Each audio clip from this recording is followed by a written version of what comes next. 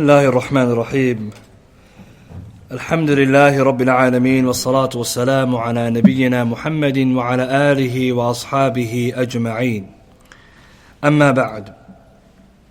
Today inshallah we'll finish the رسالة, the short essay لطيفة رسالة لطيفة في أصول الفقه of Imam السعدي رحمه الله. And we're looking at the last chapter in relation to al-ijtihad wa taqleed. Al-ijtihad refers to striving in trying to understand a particular issue and deriving the ruling. So the ulama, they do ijtihad. But we're going to talk about who can do ijtihad, who is qualified. Versus at-taqleed, which is blind following. And we're going to look at what is the situation in which someone can blind follow. Is blind following permissible at all?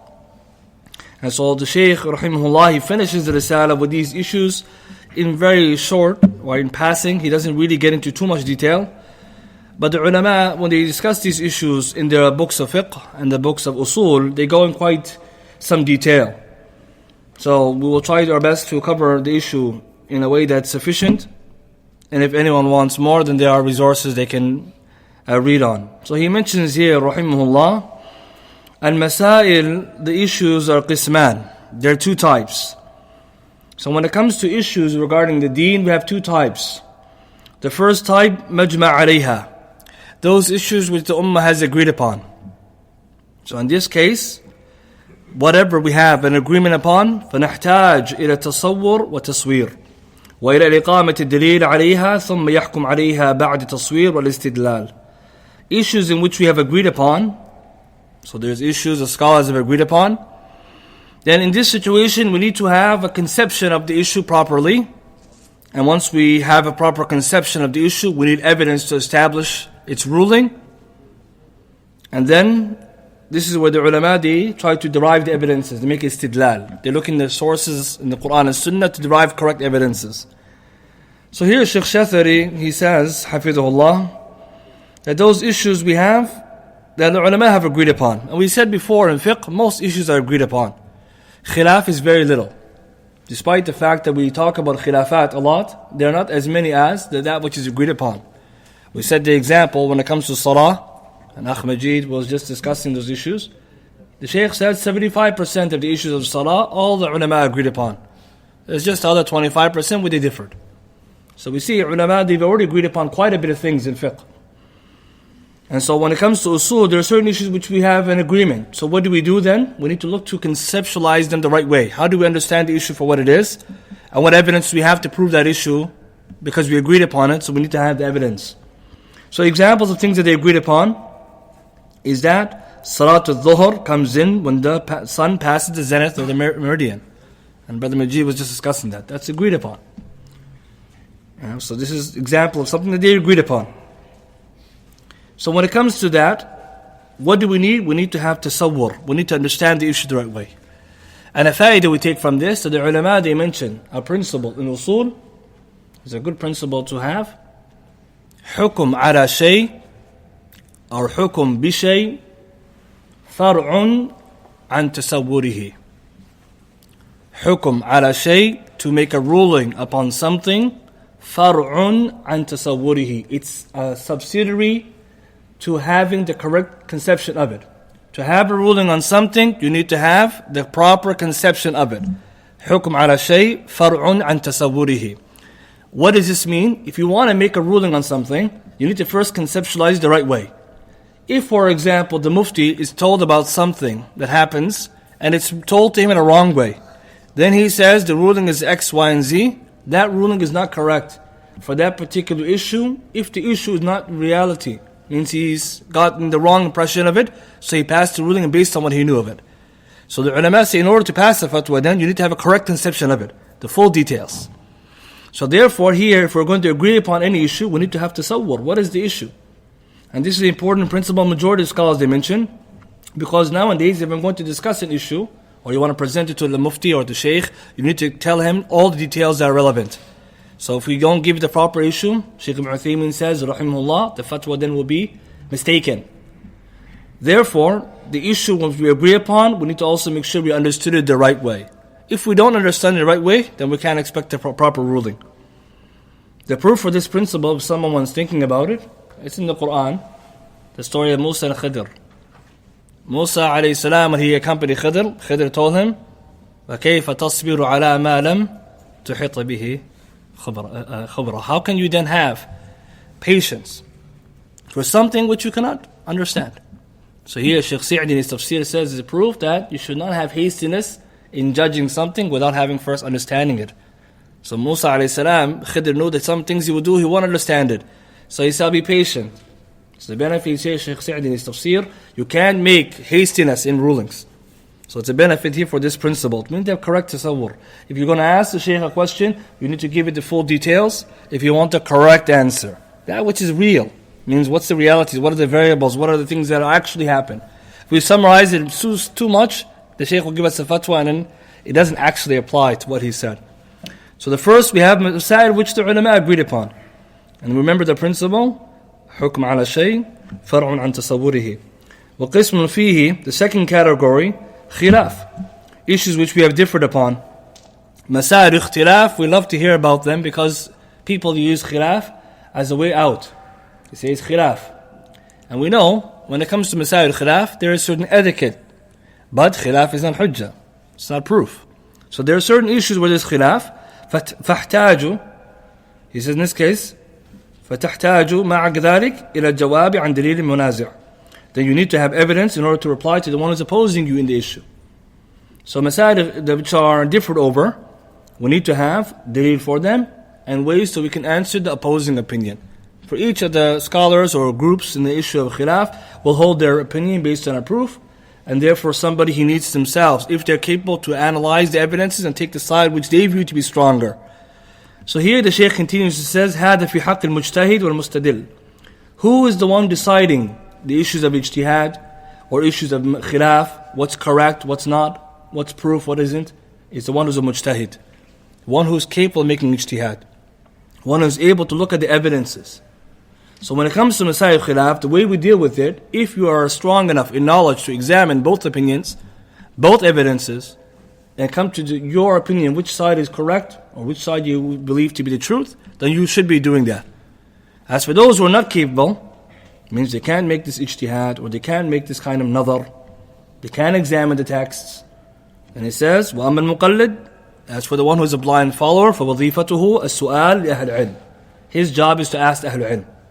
So now we have two types of people, ulama or mujtahidun, and then we have awam or muqallidun. And this division between the people of knowledge and non-knowledge is in the Quran. فَاسْأَلُوا أَهْلَ الذِّكْرِ إِن كُنْتُمْ لَا تَعْلَمُونَ. Ask the people of knowledge if you don't know. So who are the people of knowledge? The ulama, mujtahidun, those who can do this. Who's asking? Awam, laity or lay folk, or muqallidun, if you want to call them that, blind followers, or those who are pressured or pushed to blind follow because of the inability to understand.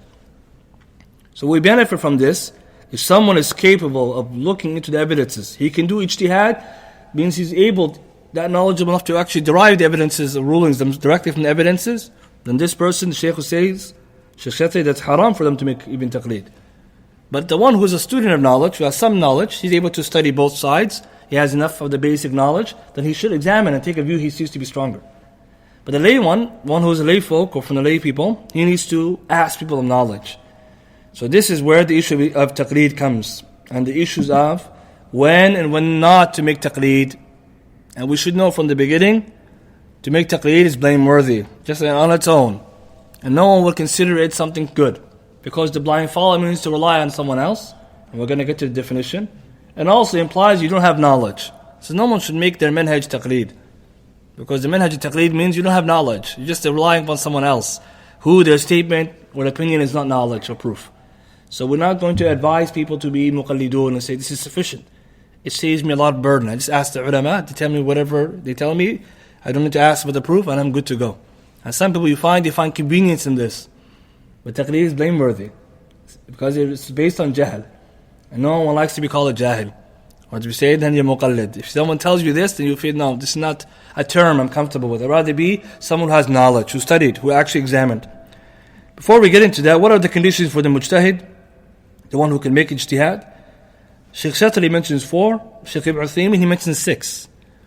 And there are many, but we just mentioned some examples. So it's altogether, he says, Shaykh Uthaymeen, al-usul min ilm al-usul, there are 6. Some examples that the mujtahid knows the legal evidences that are needed to make ijtihad. He knows the Quran, he knows the adillah and the sunnah, enough to make those, the ijtihad that he needs. Does he mean he needs to know all the hadith? Not all of them. But that which is needed to do the ijtihad. He also needs to know the authenticity of a hadith and their weaknesses. Because if the mujtahid is using da'if hadith or mansukh hadith, then he's not making ijtihad. He's making mistakes. So the next one is, he needs to know abrogating and non-abrogating.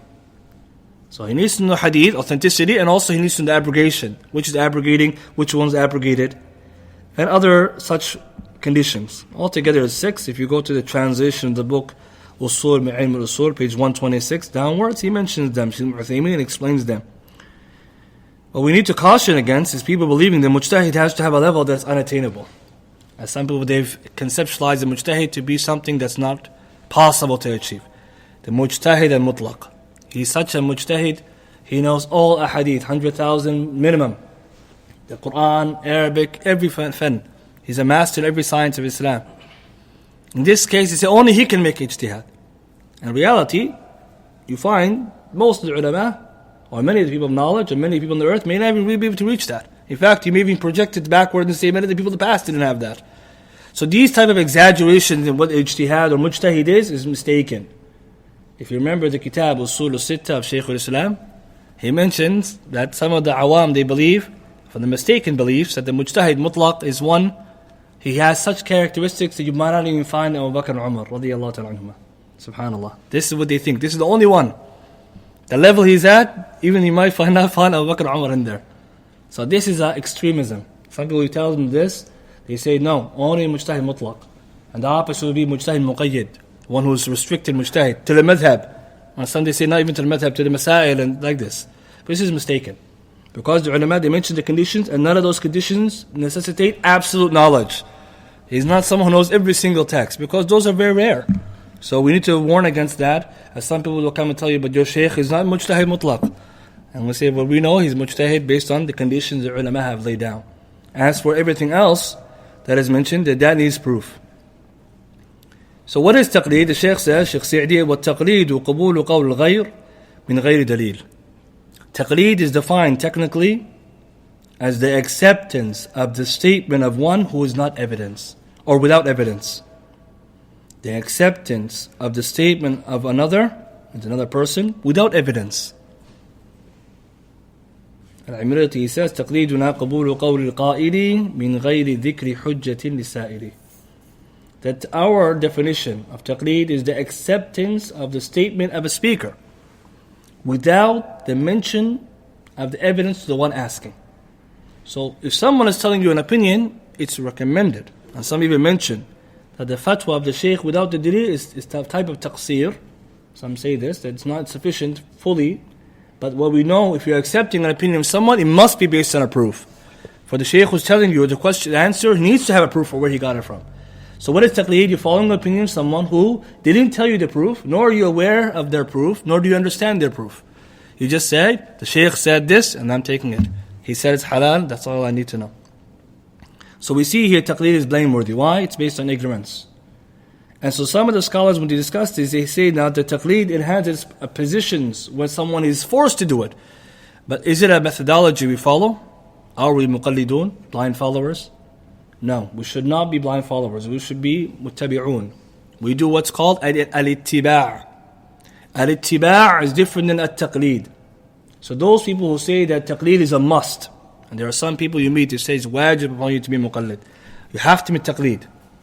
And we will say the response is that we should be doing al-ittiba', which is following Rasul sallallahu alayhi wa sallam, Sahabat al-Kiram, the A'imma, and this is based on evidence. Allah doesn't order us in the Quran and Sunnah to be blind followers. Ittabi'u, Allah says, follow ma unzila ilaykum min rabbikum, that which is revealed to you of your Lord, from your Lord. Follow. He didn't say blind follow. Follow here means what Rasul sallallahu alayhi wa sallam said, what's in the Quran, what Sahaba narrated, proofs that based on the issues. So those who claim that if you don't do taqleed, you're left to nothing, you'll be lost. We say no. Ittiba' is the response. And we'll get to the difference between the two. So taqleed is accepting the statement of another without mentioning a proof, or not, without knowing the proof, and without even understanding it. So he said in Shaykh Sa'di fil Qaadir, the one who is capable, al-istidlali, alayhi al-ijtihad wal-istidlal. Whoever can understand and derive evidences and can make ijtihad, he must do it. As for the ajiz, the one who is incapable, عن ذلك عليه التقليد والسؤال. What he does, he asks, means the people of knowledge, and he makes taqleed. So now we see the job of the people of knowledge is to ask. And what is the job of the people who are blind followers? For those who are not capable of understanding, that they ask and then they follow the opinion. And they use this proof, the ayah, he says, Allah says, فَاسْأَلُوا أَهْلَ الذِّكْرِ إِن كُنْتُمْ لَا تَعْلَمُونَ. Ask the people of knowledge if you do not know.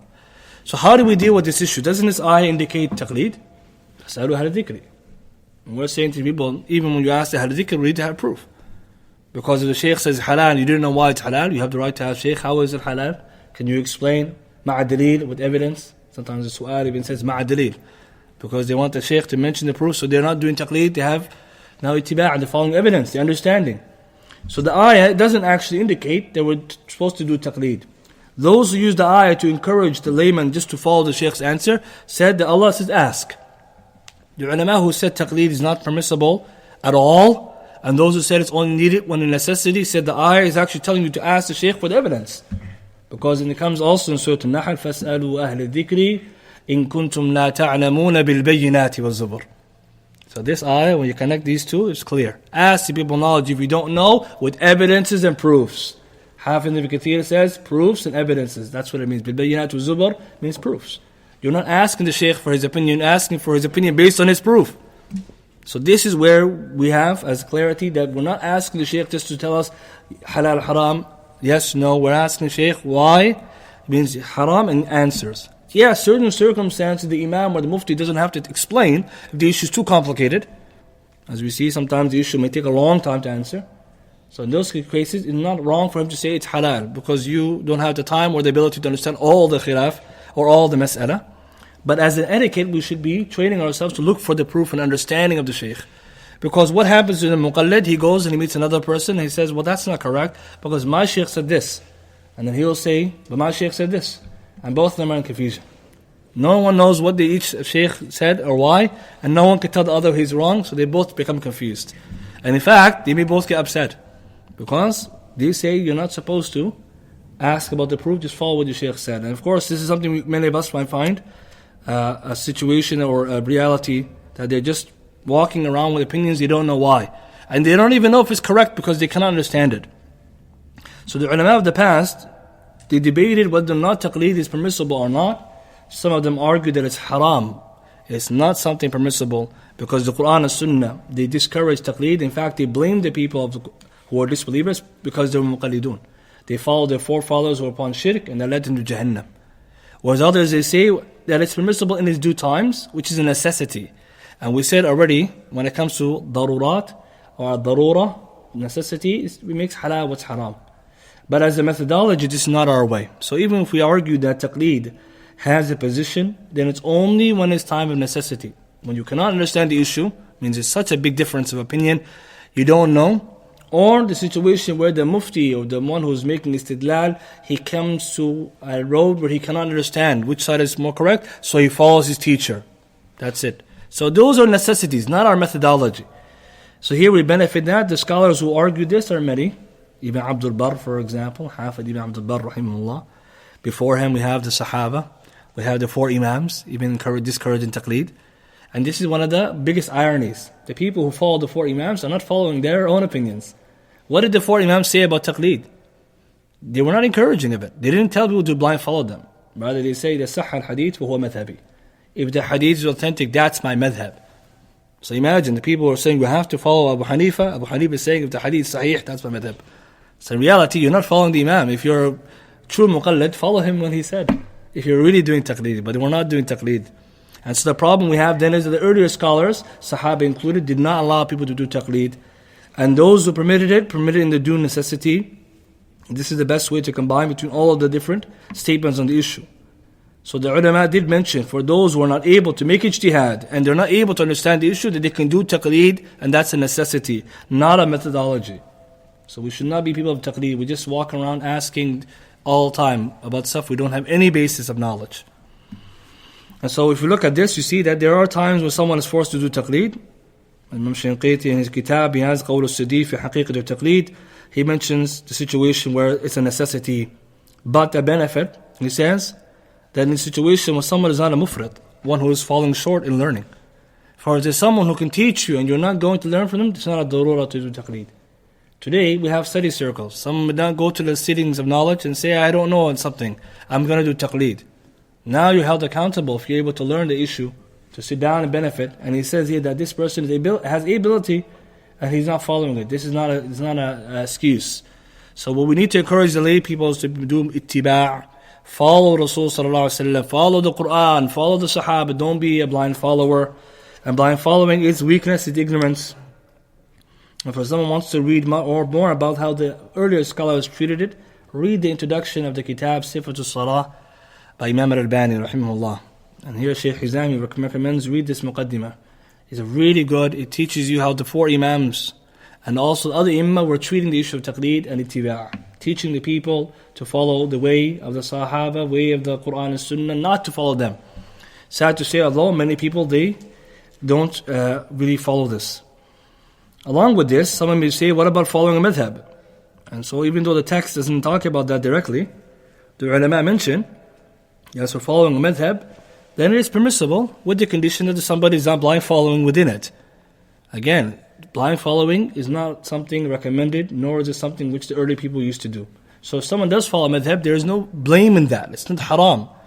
But what's wrong is to follow the madhab and you don't understand the madhab, nor studied it, nor have any knowledge of it. Just you following it and say, I'm for example, a Shafi'i. But you don't know what Shafi'i or the ulama Shafi'iyya said on anything. So very important benefit. There's no prohibition in madhab to take a madhab. What's prohibited though is taqleed and extremism, ta'assub. Because you say, I'm this madhab. Someone will come and say, but I know there's a hadith such and such in the Sahihain. You say, no, I don't take it because my madhab doesn't accept it. This is not allowed. And we already know that we're supposed to put the Quran and Sunnah forward and opinions back. In fact, some of the ulama, they mentioned this in the etiquettes of knowledge. Always, the statements of the people of knowledge go after the Quran and Sunnah, not before them. We're not supposed to put the statement of a Shaykh in front of the Quran and Sunnah. Even though we did have evidences, when the Quran and Sunnah mentioned, we need to investigate. So the benefit we take is not prohibited, but it's not something which somebody should be doing blind following in there. Also, we're not allowed to say it's lazim to follow madhab. No one can come and say it's a must, wajib. Although there's arguments, some would argue, we have to follow madhab. Some of the scholars, they even mention it's an innovation. So some say someone has to follow madhab. Because we don't know if the Sahaba and the Salaf before they had a madhab. How then now somebody is coming and saying you have to follow it. So that's actually one of the innovations. I believe Imam San'ani took this view, rahimahullah, they're saying that someone has to follow madhab is bid'ah, he said. Because we know those early scholars, they didn't follow the madhab. They didn't specify themselves only the specific madhab. But someone's coming and making ilzam and saying you have to be one of the four. And they always forget the other madhab because they only recognize four. And if this was true, that somebody has to only follow one madhab, why were the A'imma, who are the four Imams, not following each other's madhab? Someone looks at Tariq, he says that this is not something Shafi'i practiced, rahimahullah. Shafi'i studied Malik, he didn't become Maliki. Ahmad studied Shafi'i, he didn't become Shafi'i. Bukhari studied Ahmad, he didn't become Hanbali. And then they come now and say, but you have to be it. And we say, how is it for the people of the past, they didn't do this? The same scholars who are the four madhabs, they were not doing this. So this is actually a mistake. And we say that this is something what the ulama, they warn against. And also taking everything in the madhab blindly is also a mistake, Shaykh al-Islam Taymiyyah mentions, because this is only for Rasul sallallahu alaihi wasallam. That you take everything he says. Alayhi salatu wasalam, authentically, you take it. As for anyone else, you take that which he says if it's correct, and you leave that which is mistaken. Here Shaykh Shathari mentions a benefit. How do we know if someone is a alim? How does a ami know who can make ijtihad? And this is a benefit because some people, they say, I don't know who is the Shaykh. I don't know who is the Imam. I don't know who to ask. He might come to the point where you come to the masjid and you ask anybody. And then he'll give him a fatwa. So he says there's four things, at least he mentions here, or three things, someone may know, from the characteristics of an alim, or the one who can do ijtihad. Number one, ilm. فَقَوْلُ أَعْلَمْ مُقَدِّمْ عَلَى غَيْرِهِ. That you find out he has knowledge. You have to know that he has some knowledge. It means people will tell you he's knowledgeable. You notice he has knowledge. And if you're not sure of that, obviously, you can ask people who are more knowledgeable. If this person is somebody who has knowledge. So for example, someone said this person is knowledgeable for what you see, then you can ask them a particular issue. If they're capable, they'll answer. If they're not, they will say they don't know. Or بإقرار العلماء له في الفتوى or فتيا, that the people have knowledge, have mentioned that this person could do fatwa. So an alim or someone who could do ijtihad was taught or has been licensed by another group of ulama. They said this person does ijtihad, he's a mufti, he can do it. So one scholar advising another scholar. And this is something which you find a lot. So-and-so scholar says so-and-so is a scholar. And you say, okay, he's a scholar. This is a reliable scholar or a big scholar, famous. He said so-and-so other person is a scholar, or that he is in his land is allowed to give fatwa. And no one objects to that. Another example he mentions, that some may know that, is that the people in the land, or majority of the people, or majority of the awam, they point to him as a person who gives fatwa, or as someone who does ijtihad. So for example, the people of the land say this person is the mujtahid, or he's the person of fatwa, because everyone goes to fatwa and no one denies that. You find this in the hadith of the man who killed 99 men, Bukhari and Muslim, that when the person who wanted the fatwa after he killed the rahib, he asked the people, فَسَأَلَ, he asked the people, who is the most knowledgeable? أَعْلَمِ أَهْلِ الْأَرْضِ, who is the most knowledgeable of the people of the land here? فَدَلُّ إِلَىٰ عَالِمٍ, فَيَدُلُّ عَلَى عَالِمٍ, they point to an alim then. So here he asked the people say that one's a alim. So sometimes you may ask the people to say, okay, so-and-so is a mufti, and then someone can know. Of course, there are other things someone can look to. If he has more knowledge, you can check the qualifications of that person, what did they study, if they're even government appointing them as a mufti, etc. So it's very important you don't ask this to everybody. Because the hadith of the man who killed 99 men is a proof, and not, mashallah, a good explanation of the ulama there, that the person who asks somebody who's not knowledgeable, he's not going to get the correct answer. And even that person who passes the fatwa who didn't have knowledge can harm himself. So the rahib, he passed the fatwa, the monk, without knowledge, and he got himself killed. So that's proof. The Shaykh Ibn Uthaymin says that the one who is not knowledgeable harms himself before others. So here he harmed himself, he got himself killed because he passed the wrong fatwa. So very dangerous. If you ask somebody who doesn't know, he'll misguide you and himself. And this is something very important that we just don't ask everybody. We need to be careful. Inna hada ilmuddin. This knowledge is religion. Another benefit that the Shaykh finishes with then, he mentioned that if there's khilaf between the ulama, means one mufti said something, another mufti said, you're muqallid, you don't know. He said that you may look to see who's more knowledgeable, you go with this. Or you see between the two who has more wara', who's more cautious, more pious, more aesthetic, all these indications. You may look to the majority. So there's nothing wrong with going akthariya, because some people they do that, jamhur, they say safety. So if there's two different opinion between two muftis, what did the majority scholars say? They said this, okay, I'll stick with the majority. Because he's incapable of understanding the differences, not to say the majority is always right. But it means it's a type of way to get out of a debate or difference of opinion for someone who's a layman.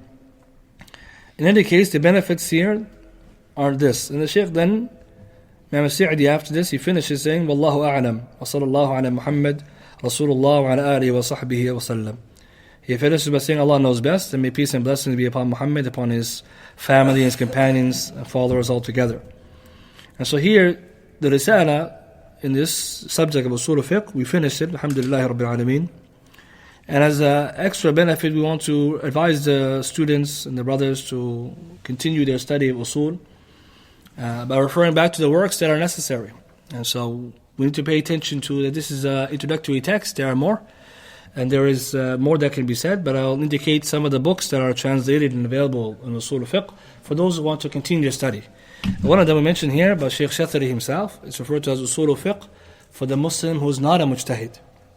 So this book you can actually get online, order it as a book. It's called Usul al-Fiqh for the Muslim who is not a mujtahid. Shaykh Sa'd al-Shathari, the one we're reading his explanation here, this is his book. And he wrote this book, and Shaykh Shathari, for those who don't know, he's a specialist in the subject of Usul. He has almost every possible book you want to learn about Usul, from beginner to very advanced. So he specializes Shaykh in Usul. So this book was written for the one who's not a mujtahid, who wants to know the basics.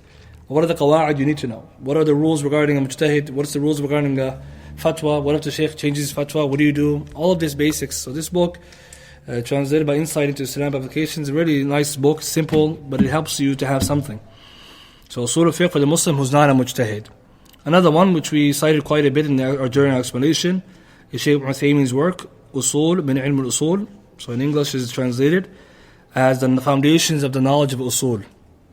The foundations of the knowledge of Usul by Shaykh Ibn Uthaymeen, rahimahullah. An excellent read. It's translated in English. So someone who could read this, you even find a PDF copy. It's a longer text, and some consider it more challenging than the one we just read because of the style of the Shaykh, but also the more detail he gets into. And the Shaykh explains his text himself, so if someone wants to go on top, there is explanation. But the English is available, and I think this is more detailed than this work of Shaykh Shaykh Shathari, but still very beneficial. There's also Al-Waraqat of Imam al-Juwayni, which is considered a book that somebody should study primarily in the subject. Al-Waraqat in Usul al-Fiqh by Imam al-Haramayn al-Juwayni, rahimahullah. Many ulama, they mention this is the book someone should study and memorize. Or he can do Nazam, Al-Waraqat al-Imriti. This is considered text you must have or you should study in the subject as a basic. And some say after that, he can suffice with this if he doesn't want to do any more. Or if he wants to go more, there's more. There's also another text I found of Imam al-Sa'di, which inshallah I'll finish translating. It's called Safwa Usul al-Fiqh. And this is a really good book. In fact, compared to Rosal, it's even shorter. And so someone can actually read this. It's shorter than Rosal Latifa we just studied. It's maybe 8 pages. It's called Safwa Usul al-Fiqh. That's prime selection of the Usul al-Fiqh. Shaykh Imam al-Sa'di, he actually summarized other books and made it the most summarized of the summary. So he gives you literally just what you need to know, the basics of the basics. Most of it he covers in this book. So inshallah soon this will be out in translation. It's about done. So inshallah you can read that. And there are other texts, but this is the subject of Usul. We ask Allah subhanahu wa ta'ala to bless us in our studies and allow us to increase in knowledge. And to continue in our studies, subject by subject, text by text. And all of this is, again, a type of blessing of Allah subhanahu wa ta'ala we need to thank Allah for. And we need to be thankful for it and be consistent in the study. For this is something which you might not find other people. Allah giving them the tawfiq to do this, to sit down and to study with their brothers and those who are listening again and again. So we need to thank Allah, we need to be grateful for this blessing and continue. So the best form of gratitude is continuing in the khair. And not to suffice ourselves and close the books, rather we continue. And so next week inshallah we'll begin another text in a different subject. Perhaps we may even go into Qawa'id al-Fiqhiyah, which is the other side of Usul. We said there are principles, Qawa'id, these are Usul. But if the brothers want a different topic, inshallah we can also do that. Because all this Usul we're mentioning, might want to change the topic, right? Give yourself a breather. Wallahu a'lam. If anyone has any questions or something they want to add, inshallah. We'll do something different, inshallah, so that we don't get more tired or inshallah. طيب inshallah. Now.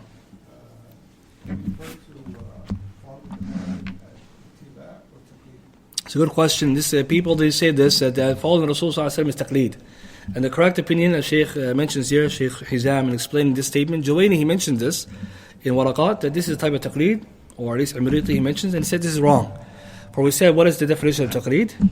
Accepting the statement of another person without proof, or who is himself not proof. Whereas Rasul sallallahu alaihi wasallam is a statement of proof. So it's not taqleed, number one. Number two, Rasul sallallahu alaihi wasallam we're commanded to follow him. So when we follow his statements and his example, we're actually doing sunnah. So if we're calling a sunnah, it can't be taqleed. For the objective is to be upon the sunnah. So this is a common doubt you may hear, that somebody says that if you don't follow, if you follow Rasul's type of taqleed, so if you're following that, you can also follow the imam. And we say, no, that's not taqleed, that's ittiba'. And I forgot to mention that what is the difference between the two? Because some may say that taqleed and ittiba' look the same. Ibn Abdul rahimahullah said, وَالتَّقْلِيدُ عِنْدَ الْعُلَمَاءِ غَيْرِ اتِّبَاعٍ. The taqleed, according to the scholars, is not ittiba'. There's a difference. He says because ittiba' is following up the person who said something, whoever gave you the question or the answer, على ما بان ذلك على ما بان لك من فضل قوله وصحة مذهبه. By checking to see the virtue and the correctness of that statement that he said. So you're actually seeking to understand what he said, seeking to understand the proof that person mentioned. As for taqleed, he says then rather it's just accepting the statement of the person, whatever they said. وَأَنْتَ لَا تَعْرِفْ وَجْهُ الْقَوْلِ وَلَا مَعْنَاهُ. You have no idea what his intended proof is or meaning. So there's a big difference between the two. So if you go to the shaykh or your student, asks his teacher, what's the proof or what's the conclusion of this issue? He says this, and this. Here's the proof. Here's whoever else argued this. the person now is not relying upon his teacher's statement only. He has a proof, he understands how it's proof, now he's upon ittiba'. Whereas if you went to the teacher or the mufti, he said, I want to know if my salah is accepted, and he explains and he says accepted, you don't have knowledge of what he proved to you, so you're doing taqleed. So I hope that clarifies what the difference between the two is. So following Rasulullah ﷺ is not taqleed. Allahu a'lam. Yeah. So the book that you recommend if anybody wants to study Usul after this is the one by Shaykh Shathari? The one by Shaykh Shathari here we have here, it's actually helpful to what we study here.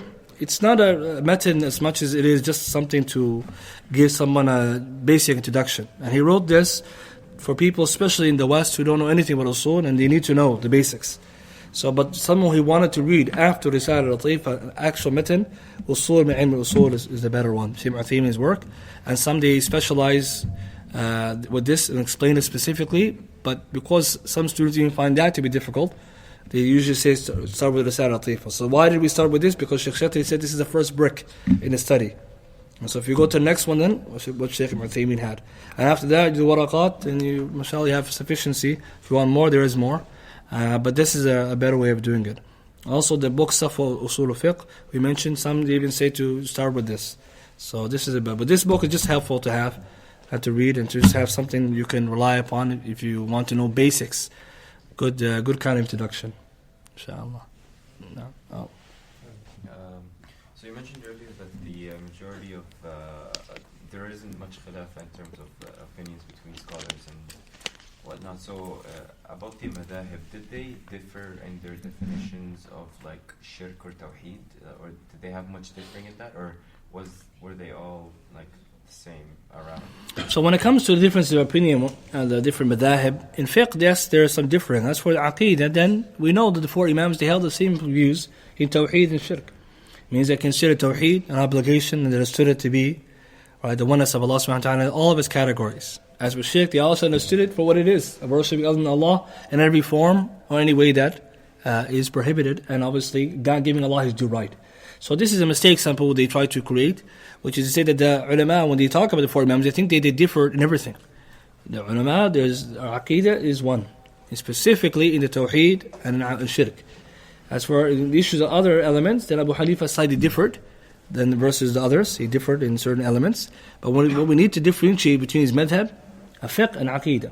That's why there's the work, the belief or the creed of the four imams. If someone reads this book, it shows you the four imams, they had the correct understanding of the aqeedah and tawheed, the generals. And so this is a great benefit to show that the difference is not intended by that in the aqeedah. So very important, and some people today, when they talk about following the madhab or a particular imam, aqeedah, you should follow the shaykh in aqeedah. For the ulama, they agreed upon the aqeedah, and salaf specifically did in different aqeedah. So very important that we're not assuming that the khilafat was also in beliefs. Someone declared something shirk, the other said it's tawheed. There is not like this. There is not something like this. So very important that we don't confuse that. Is it true that the era of jihad has expired, no longer exists? Of? Because of the death of the four imams? The era of ijtihad? The era of ijtihad. Yes, so this is something people say that the door of ijtihad has been closed. So all we're left to do is taqleed. So this is actually wrong. Some ulama, they actually wrote just on it to clarify the ijtihad will never go away. In fact, today we need ijtihad. Because of today's modern world, we need more ijtihad because there's so many new things. So this is a common doubt. People will come and say that the door of ijtihad is closed. And why did they say this? So they can stop people from going away from the taqleed and following the madahib. So they say the four imams are gone, and the great imams who came after them, who were in that madhab. So what are you supposed to do now? Each one of us, we have to follow the four imams. Forgetting that, the issue of ijtihad deals with masail. Today we have so much technology, government, economy. Who's going to make fatwa on this? If we're muqallidun, we're left to not much. In those issues, we can't do much with the nawazil. So some of the ulama wrote just on this to clarify that actually ijtihad is easy for the one who's capable. Allah subhanahu wa ta'ala gave them the ability, there's proofs for it. Like Imam Sana'ani's kitab, Irshad al-Nuqad, he wrote this book to clarify the ijtihad is permissible. It's allowed, the door is open, he shows you how. And he actually clarified in his time as well that people were saying the same, that there's no more ijtihad. So we say no, the ijtihad is open for the one who's qualified, and it will be open. And this is important because these issues are continuous, the masail are coming, we need to hukam on them, and this is important for those who are qualified. So we don't also hasten to do ijtihad, and we're not from the people of knowledge. So we still need to return it back to them. So this is a false claim. Ijtihad is gone. No. I had another question. Yeah. The last question. Yes, that's. Is it from etiquette if the Shaykh just gives you a plain ruling without accompanying it with proof? Say to him, or perhaps you wait for another encounter or that moment? So the ulama talk about the adab of the mufti and mustafti, how you deal with the alim. So of course, when the shaykh tells you something, the ulama say that it's not wrong. It's not like impermissible for him to answer you with a short answer, yes, no, halal, haram, like this. But somebody, he may ask him another occasion, or if the shaykh allows, to elaborate on the reasons why. So you might see that sometimes the shaykh will answer just like this without answering detail because it's a difficult issue. But someone has the right to ask if he's able, Shaykh, can you explain to us what the proof is? And of course, in a good way. If the Shaykh chooses not to because of difficulty, he'll leave it that way, you take his answer. Because certain times the issues are above us, if we're understanding. But we don't make it a necessity, the Shaykh, we have to tell us the dalil. Because even when he brings the dalil, the wajh istidlal, we didn't get. He'll bring you a hadith, you still don't get it how he got that. And you have to explain this. And it keeps going, then next thing you know, you're taking his time. So sometimes the scholars, they mention that it's not a must. But some say that it's actually important that the teacher, he teaches the students that he needs to mention the proof so he can have the etiquette of knowing that. Right, so it's important to ask, if we're asking questions, we don't tell Shaykh, what's the dalil, and we bother them with it because he doesn't have to necessarily mention it. And also from the etiquette, when the Shaykh answers you, take his answer. And if someone doesn't agree, or if he can ask another time for more, or he can ask another Shaykh, and there's also etiquette about that. Can you ask more than one Shaykh? What do you do if you ask the question twice or 2 times and you get different answers, stuff like this? So it's important we have etiquette, we don't embarrass ourselves and also disrespect the ulama. Because some people, they may come and they try to say he has to mention the proof. And this is not correct. At the same time, the Shaykh, when he answers you, again, he has the knowledge in terms of why he will not give you the proof for that particular issue. However, it shouldn't be that every time you ask Shaykh, you don't get a proof. Some people, they ask the Shaykh, they never know any of his proofs. And we should also be training ourselves to be asking why. And if you look carefully, all the fatwa that many of us, alhamdulillah, we read and we study, you see, always the proofs are there. So it's important for us to also try to learn what the Shaykh is saying. Because you may learn that Salatul Eid is like this and this. Your brother will come and ask you, how do you pray Eid? Say, okay, I learned this and this. You only told him that in conclusion, you forgot the proof. So we have to have etiquette still, but we should not be, disrespecting the ulama. Very important. The etiquette of ulama are a whole chapter themselves. Inshallah, end with this. Subhanakallah bihamdika, ashhadu an la ilaha illa anta, astaghfiruka wa atubu ilayk.